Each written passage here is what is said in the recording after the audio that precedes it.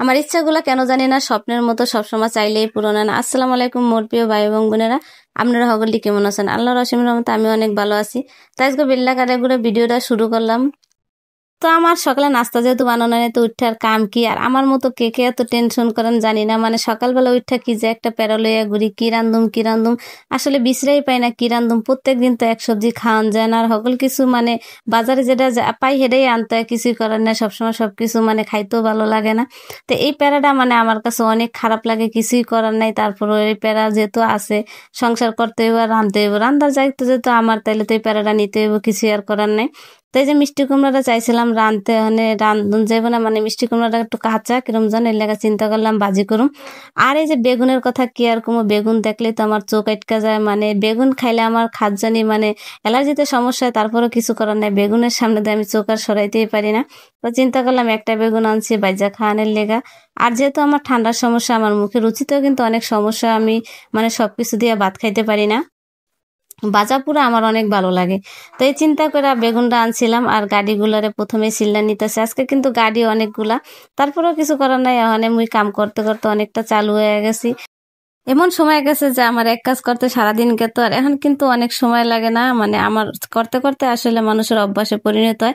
তো এই যে কাটাকুটো হয়ে গেছে, এখন আইসি ধনের পালা। যেহেতু মোরা ভিডিও করি, তো সেই লেগা কিন্তু মানে এক লগে কুইটা কাইটা দুইয়া টিয়া নিলে মানে আর কি তাড়াতাড়ি হয়। এটার লেগে আর কি সুবিধা, যেহেতু মোরা মগনান যারা ভিডিও করেন হেরাই কইতে পারবেন, হ্যাঁ স্যার আর পারবেন না। তো আমগো কিন্তু অনেক সমস্যা হয়, এর লেগা কিন্তু আমরা একবারে কুইটা কাইটা তারপরে রেডি করে রানতে যাই। এটাতে আমার আমগুলো অনেক ভালো হয়, মানে আমগো কামটা অনেক তাড়াতাড়ি হয়, আবার কাজটা সুন্দর হয়। ভিডিওর ক্ষেত্রে এগুলি করতে হইব, কিছুই করার নাই।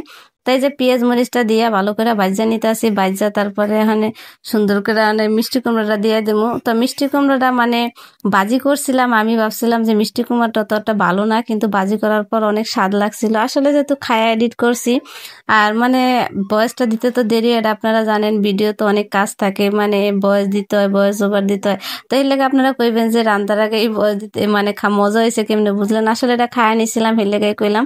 তো অত একটা খারাপ হয় না, অলরেডি কথা কইতে আমার কইতে কইতে কিন্তু বাজিটা অলরেডি হয়ে গেছে। আর কালারটা কিন্তু দেন তারের তো অনেক সুন্দর হয়েছে, আর বাজিটা কিন্তু অনেক মজা হয়েছিল।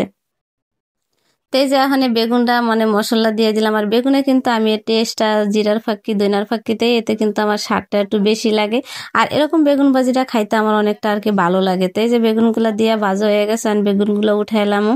তো বেগুনগুলা উঠে মানে তারপরে আমি মানে গাড়ির সালনটা বহাই দিমু। তো এই যে পেঁয়াজ মরিচটা দিয়ে দিলাম, দিয়ে ভালো করে একটু লাইড়া চাইড়া একটু বাদামি কালার করে নিমু। তারপরে কিন্তু মানে চিংড়ি মাছটা দিতে আসলে ভুলে গেছিলাম, তো চিংড়ি মাছটা দিয়ে দিলাম। এখন আদা রসুন আর একে একে মশলা দেওয়ানের পালা, মানে যা যা দিমু আর কি। এই যে মানে আদা রসুন জিরা হলুদ মরিচ ধনিয়ার ফাঁকি সকল কিছু দিয়ে দিলাম, দিয়ে একটু ভালো করে কষায় নিতলাম। কষায় তারপরে আর কি গাড়িগুলা দিয়ে তুমি একে একে গাড়িগুলা দিয়ে দিলাম। তো দিয়ে হালকা একটু লাড়াচাড়া দিয়ে তারপরে ঢাকুন দিয়ে ডাইকা মানে একটু জাল করে নিমু। তো মনে আসছিল না টমেটোটা দেওয়ানোর কথা, টমেটো কি আর কম অল্প একটুই দিছি, দেখতেছেন। আমার টমেটো কিন্তু অনেক ভালো লাগে, সব সালুনে না দিলে কিরম যেন লাগে, কিন্তু এখন সালুন এরকম একটা খাইতে পারি না, যেহেতু অনেক দাম। কিন্তু কম দাম থাকলে আমি কিন্তু অনেক মানে টমেটো খাই। গরু কান মুরগি কান সপ্তাহে খাই, আর সব সালুনে না খাইলে আমার ভালোই লাগে না। কথা কইতে কইতে আমার তরকারি কিন্তু অলরেডি হয়ে গেছে, আর কালারটা কিন্তু অনেক সুন্দর হয়েছে, খাইতেও মজা ছিল। কথা আছে না, যে জিনিস দেখতে সুন্দর এই জিনিস খাইতেও সুন্দর। তো অনেক অনেক ভালোবাসা রইলো।